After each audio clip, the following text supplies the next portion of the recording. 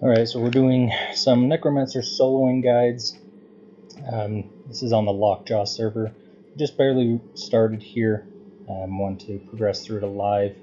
The thing I found though is that there's not a lot of information about places to solo on these TLP servers, especially as they're progressing past Planes of Power, where most people tend to stop.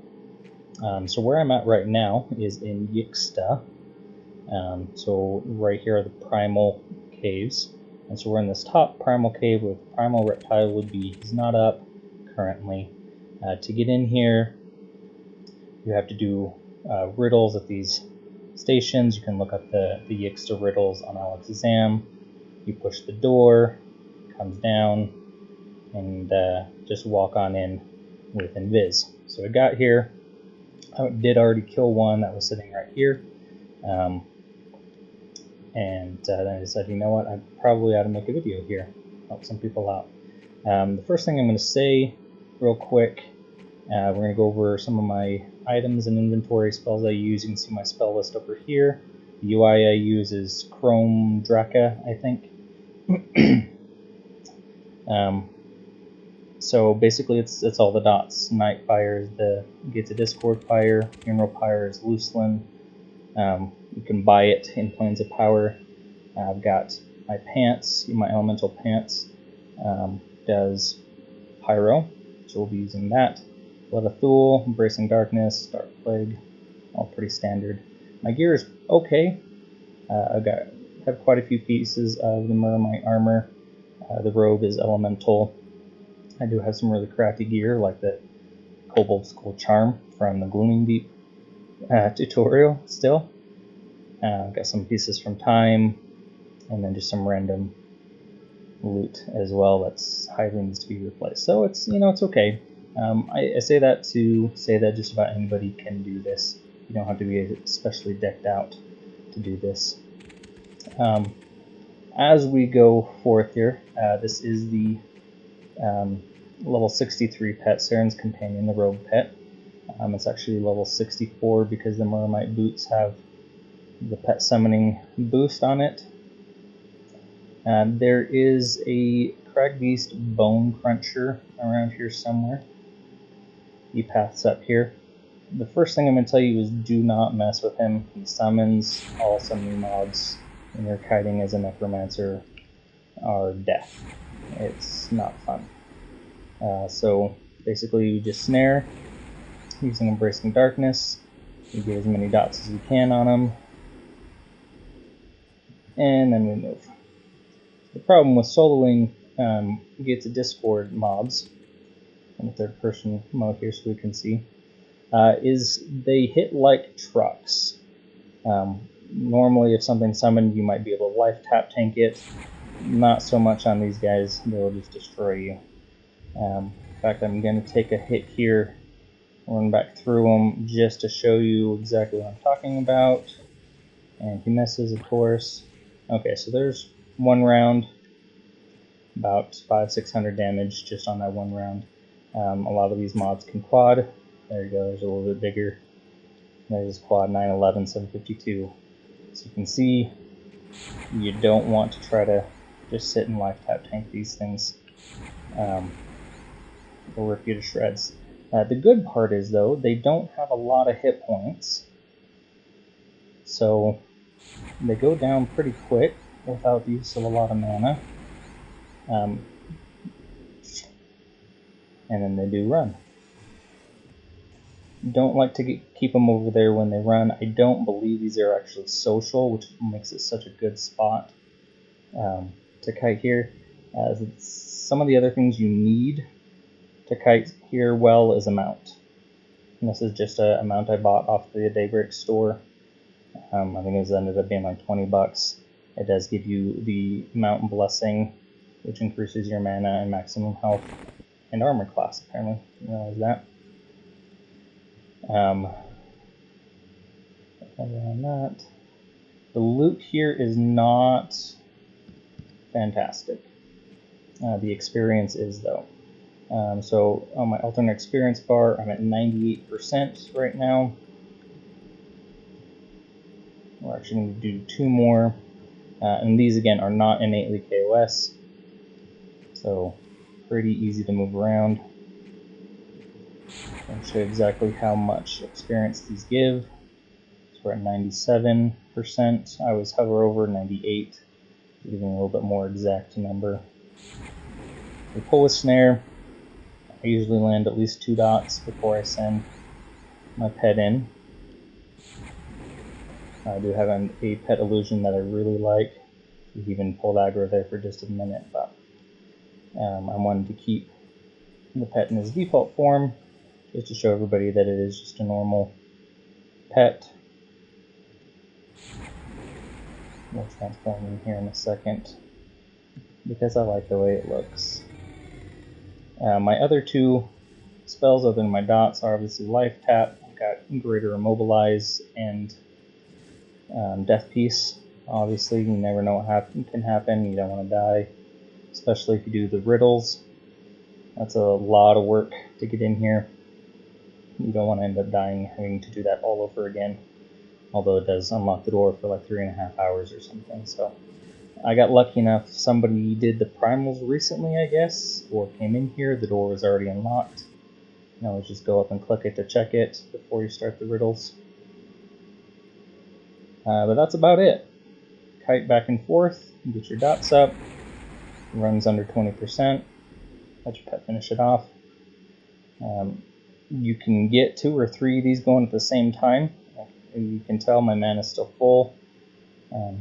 Got Lich on, so pretty easy peasy, just depending on how well you're geared and how much risk you want to get.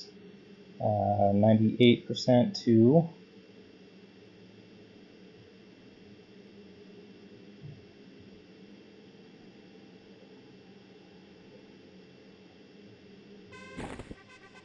10%.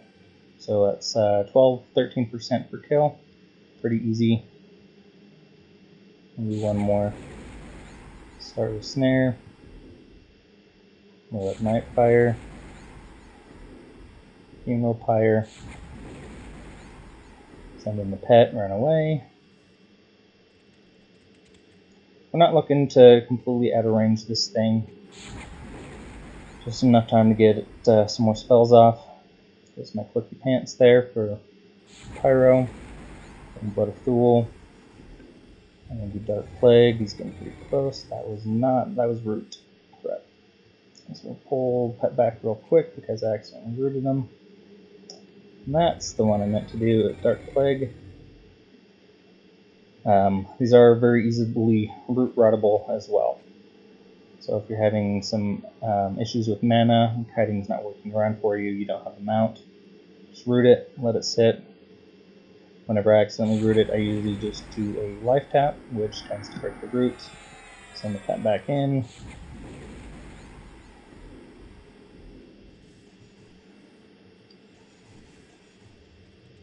And continue on. I know he's going to run here pretty quick, but I like to load up the dots just to get faster kills, since obviously mine is not much of an issue.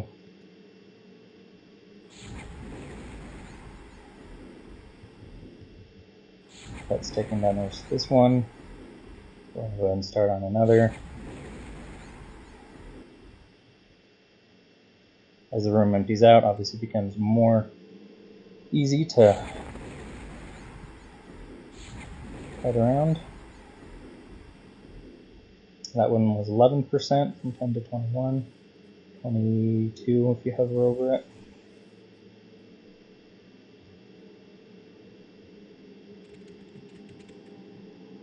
You run into some line of sight issues occasionally, but not a big deal.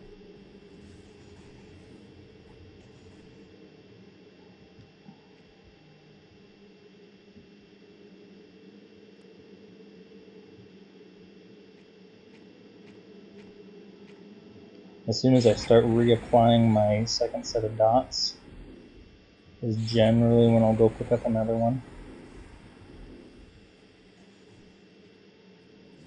Because that will usually get them low enough before the snare.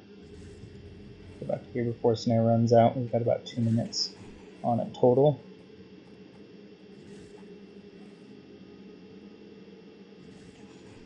can usually get away with it just with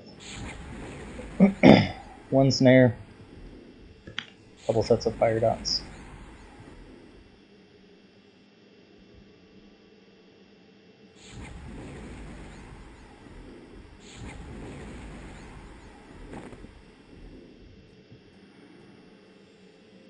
They do have a very small melee window, so it can get pretty dang close without getting you. See, we cut it pretty close here quite a few times, and he didn't even swing at me. So, and that's about it. Rinse and repeat. You've got quite a few mobs in this room. As you get over to, I'll finish this mob off first before we go over.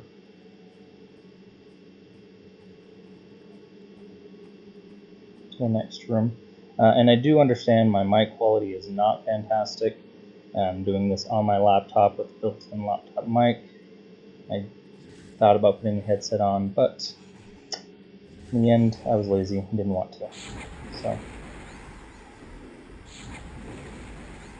for later videos, if this one gets good enough likes or subscribes or whatever, for a little later videos I'll go ahead and put a headset on and get some better quality voice going on for you. And we're at 36 now to 50, 13%, 14% on that one. As we come across, these crag beetles and things are very much doable. The only thing you need to keep in mind as you do them is to pull them back. Okay, so that one resisted, which is actually pretty good in this case because that crag beast bone walker cruncher thing passed all the way up there, so I want to bring him back into this room before I start cutting him around because I do not want to aggro or pull the bone cruncher. I actually don't think he's even kill on sight. I don't think he assists anything, so I think in order to get him you actually have to pull him, but I like to play it safe. You're getting good experience. Why risk it?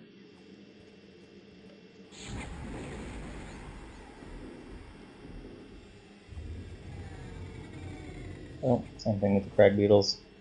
Just cut them around.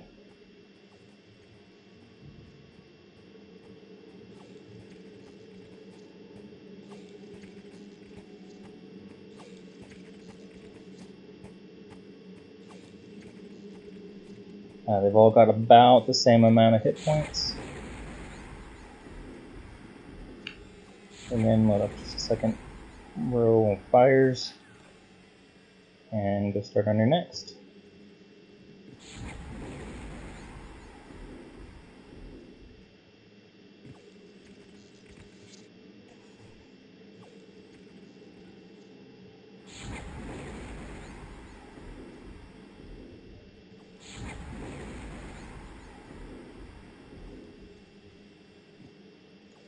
The only annoying thing I find about mounts is that when you are in combat, they do not stop immediately. Got a little bit of carryover. Okay, I pull off and have to wait for it to stop.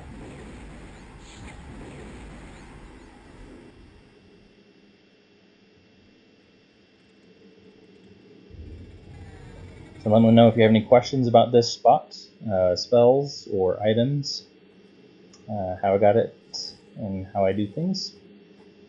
And just leave them in the comments in the video, and I'll try to answer them as soon as I can.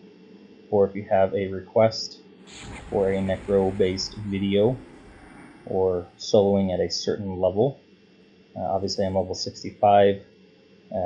I can show you how to solo and where to solo at lower levels, but it won't be quite as effective because I can even use the spells but I have a much larger mana pool, things like that. But I would be willing to show you how I do things.